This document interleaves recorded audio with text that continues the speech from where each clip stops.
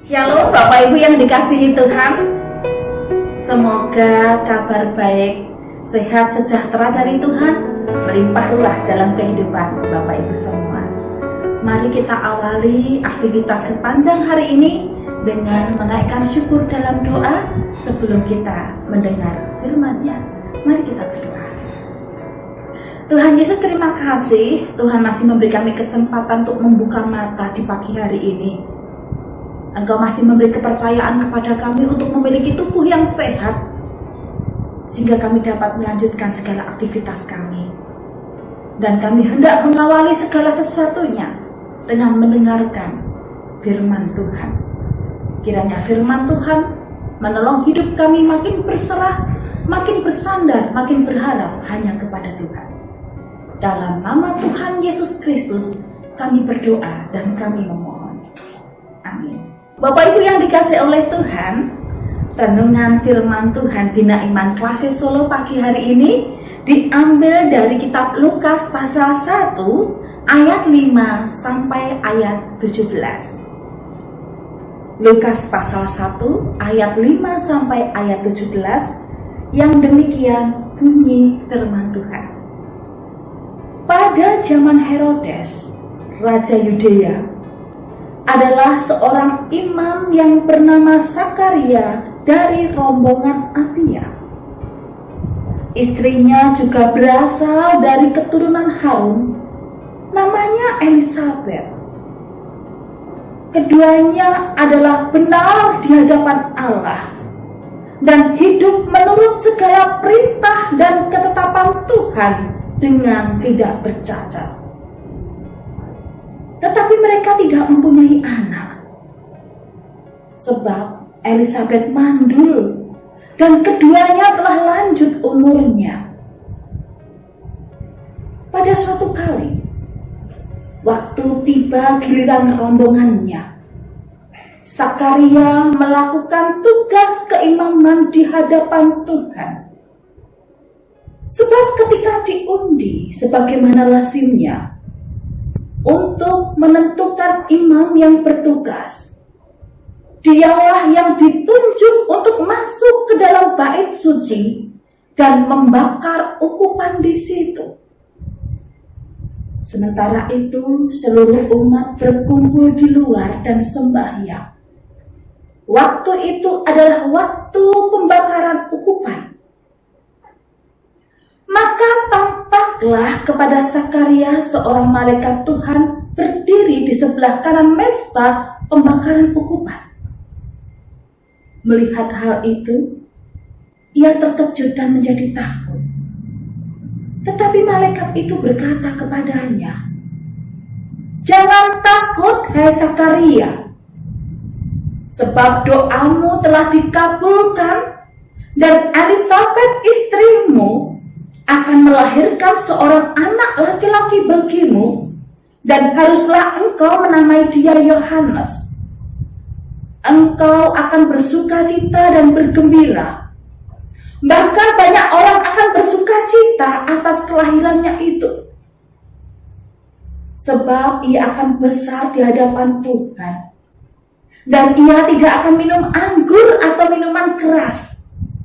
Dan ia akan penuh dengan Roh Kudus mulai dari rahim ibunya. Ia akan membuat banyak orang Israel berbalik kepada Tuhan Allah mereka. Dan ia akan berjalan mendahului Tuhan dalam roh dan kuasa Elia untuk membuat hati bapak-bapak berbalik kepada anak-anaknya dan hati orang-orang durhaka kepada pikiran orang-orang benar. Dan dengan demikian menyiapkan bagi Tuhan suatu umat yang layak baginya." Demikianlah bacaan firman Tuhan. Berbahagia setiap kita yang mendengar firman Tuhan dan mengerjakan dalam hidup sehari-hari. Haleluya. Bapak Ibu yang dikasihi oleh Tuhan, tema kita dalam renungan Bina Iman Klasik pagi ini adalah kemungkinan di atas kemustahilan. Ibu bapak, di dunia ini ada banyak hal yang kita anggap tidak mungkin. Kita anggap sesuatu itu mustahil. jauh dari jangkauan kita. Tetapi rupanya yang kadangkala kita anggap mustahil dan tidak mungkin, ternyata sangat mungkin di hadapan Tuhan. Tidak ada perkara yang mustahil di hadapan Allah. Ibu bapak, keluarga yang punya pengharapan besar, mereka mendambakan hadirnya keturunan, seorang anak yang bisa melanjutkan keturunan keluarga mereka. Tapi ternyata menemui jalan buntu. Tidak lain adalah keluarga Elisabet dan Zakaria.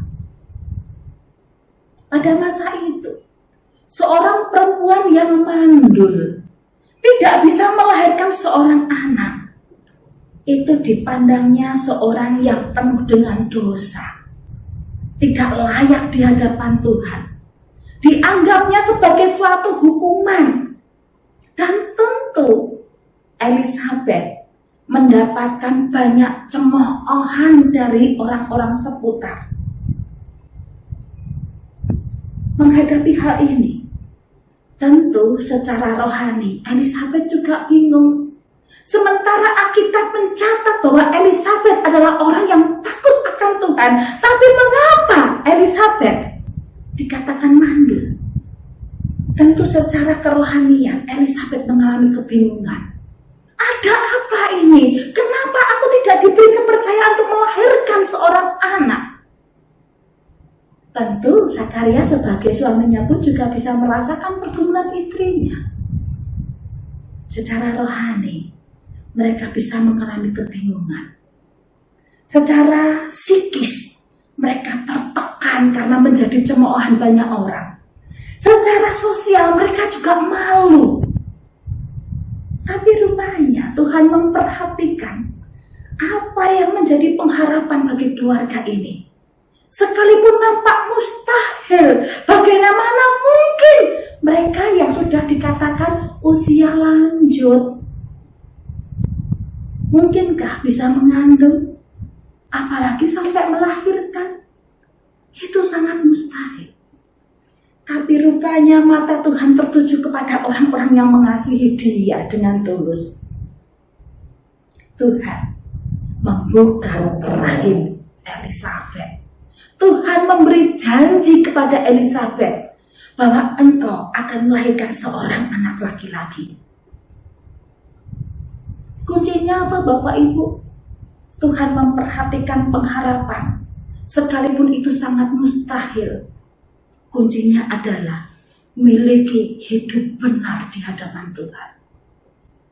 Bapak Ibu, apakah saat ini Bapak Ibu dan saya juga punya pengharapan yang rasanya mustahil, tapi kita butuh dengan pengharapan itu? Nampaknya pengharapan itu tak terjangkau oleh tangan kita, tak terjangkau oleh pikiran kita, tapi kita butuh. Percayalah, sepanjang Bapak Ibu dan saya memiliki hati yang hormat kepada Tuhan, hidup benar di dalam Tuhan, mengerjakan firman-Nya, Tuhan memperhitungkan pengharapan Bapak Ibu dan saya. Apa yang kita anggap mustahil menjadi mungkin di tangan Tuhan. Lalu yang kedua Bapak Ibu, tidak ada perkara mustahil di hadapan Tuhan. Yang kedua, mari kita perhatikan bagaimana hidup keluarga ini. Firman Tuhan berkata bahwa anak itu kelak akan penuh Roh Kudus. Ya, penuh Roh Kudus sama seperti orang tuanya. Pak Zakaria pun juga penuh Roh Kudus. Elisabet juga penuh Roh Kudus. Ada orang yang menerjemahkan penuh Roh Kudus itu berarti seperti gelas kosong diisi air sampai meledak-meledak. Ada juga orang yang menafsirkan orang dipenuhi itu adalah ketika dia mampu menghasilkan bahasa roh. Bukan itu Bapak Ibu, tetapi yang namanya dipenuhi ini sama seperti salah seorang yang megang setir kemudi mobil, ya, dikemudikan. Jadi ketika Bapak Ibu dan saya dipenuhi Roh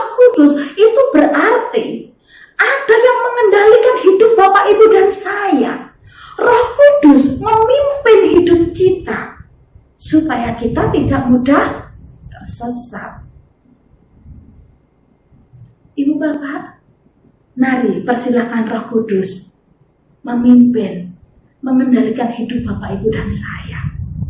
Biarkan Roh Kudus memenuhi hidup kita, hati kita, pikiran kita, perasaan kita. Persilahkan Roh Kudus berdiam penuh dalam hidup bapak ibu dan saya. Kemudian yang ketiga bapak ibu, mari kita perhatikan dengan hidup mereka. Di bacaan berikutnya firman Tuhan berkata bahwa melalui kehidupan Yohanes kelak akan membuat banyak orang berbalik kepada Tuhan. Ini sama seperti kehidupan orang tuanya. Zakaria, Elisabet pun banyak dipakai oleh Tuhan untuk membawa umat makin mendekat kepada Tuhan. Dan anaknya pun mengikuti jejak langkah orang tuanya. Ibu bapak, siapa di sini yang tidak ingin anaknya dipakai oleh Tuhan? Kita pasti punya harapan anak kita, generasi kita kelak menjadi pribadi yang dipakai oleh Tuhan. Namun mari kita lihat hidup kita sebagai orang tua. Sudahkah kita sebagai orang tua memberi contoh kepada anak kita bahwa hidup kita ini dipakai oleh Tuhan? Hidup kita ini penuh takut akan Tuhan, benar di hadapan Tuhan, dikendalikan oleh Roh Kudus, dipimpin oleh Roh Kudus. Percayalah, ketika Bapak Ibu dan saya sudah memberi teladan kepada anak-anak, maka anak-anak pun akan mengikuti langkah kita sesuai dengan pimpinan Tuhan. Apakah Bapak Ibu dan saya sedang dalam pengharapan besar, tapi nampaknya mustahil, tapi pengharapan itu menjadi kebutuhan yang mendesak atas hidup kita? Percayalah, apa yang nampak mustahil bagi kita menjadi mungkin bagi Tuhan. Kuncinya adalah, sekali lagi, hidup benar di hadapan Tuhan. Kuncinya adalah Roh Kudus memenuhi hidup kita. Kuncinya adalah jadikan hidup kita membuat orang banyak datang kepada Tuhan, bukan malah sebaliknya, membuat orang makin menjauh dari Tuhan. Tetap semangat, salam sehat, Tuhan memberkati. Mari kita berdoa. Tuhan, firman-Mu yang sederhana sudah disampaikan oleh hamba-Mu. Biarlah Roh Kudus bekerja di hati kami semua. Kami berdoa bagi para pendengar yang mungkin hari ini sedang menaruh pengharapan besar di dalam Tuhan, namun menganggap pengharapan itu sepertinya tak terjangkau oleh akal budi, tak terjangkau oleh kekuatan. Kami percaya ketika Tuhan berkehendak, apa yang mustahil menjadi mungkin. Ajar kami untuk mengevaluasi hidup kami. Apakah hidup kami sudah benar di hadapan Tuhan? Apakah hidup kami sudah dalam pimpinan Roh Kudus? Apakah hidup kami sudah menjadi berkat bagi banyak orang dan dipakai oleh Tuhan? Tuhan, ajar kami supaya kami senantiasa memperbarui kehidupan kami, makin hari makin layak di hadapan Tuhan. Kami berdoa bagi Bapak Ibu yang sedang menderita sakit penyakit. Kami mohon jamahan tangan Tuhan untuk menyembuhkan, menolong, memberi kekuatan. Yang susah Tuhan hiburkan. Biarlah di masa pandemi ini kami tetap berpengharapan dalam Tuhan, tetap bersukacita dalam Tuhan, dan tetap bersemangat di dalam Tuhan. Hanya di dalam nama-Mu Tuhan Yesus Kristus kami berdoa. Amin.